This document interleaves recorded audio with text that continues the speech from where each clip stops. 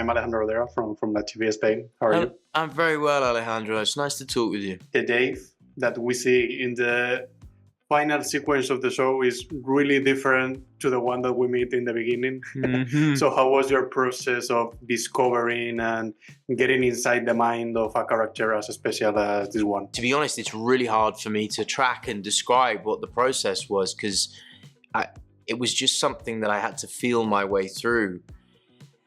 You've seen the show in its entirety, clearly, so I was constantly asking myself the question, okay, there's the Dave that we think we're dealing with, and then there's the Dave that we're actually dealing with.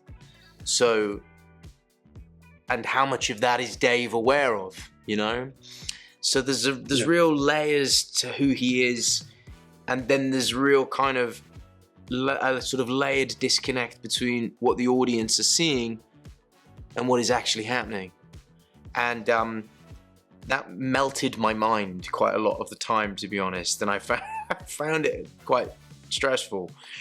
But what I generally found was that if I was able, I think Dave's quite, I weirdly don't think Dave is a big thinker.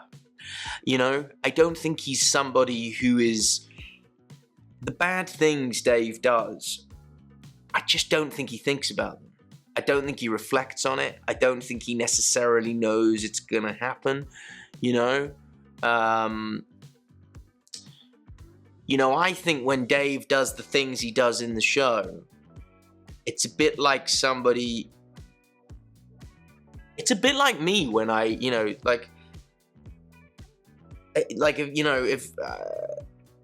if there's a, I don't know, if there's like, in a room like this, if there's fresh pastries in the corner, and I'm like, I'm not going to eat those fresh pastries, but maybe in a moment of weakness in 30 minutes, I might just do it before I've even realized I've done it. And then I'll feel terrible about the fact that I've eaten a huge Danish, you know? And it's a crude analogy, but I kind of think that's what happens with Dave. I don't really think he's like plotting or planning his next move. There's something, I always felt he had a kind of lizard brain, and that, in the same way that an animal doesn't really reflect, in the same way that a lizard doesn't necessarily reflect on killing a mouse, I don't think Dave really thinks about burning a building down. It just kind of happens. He's really unpredictable. Yeah.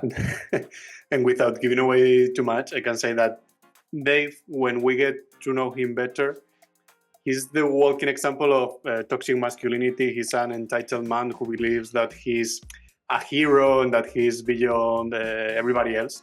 Yeah. So how much do you think that the prototype of a hero has changed in the last decades? Archetypes can be really useful for helping us understand the world, but the archetype of a hero, I suppose, is one that I don't know.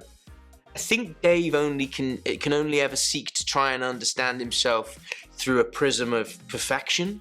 And nobody's perfect. That's not what it means to be a human being. And I think it's interesting that you mention toxic masculinity, and I think that's a really complicated idea and can be an all-encompassing term for a lot of different things. I think in the case of Dave, he doesn't see anybody else's point of view. He can't have a balanced view on anything.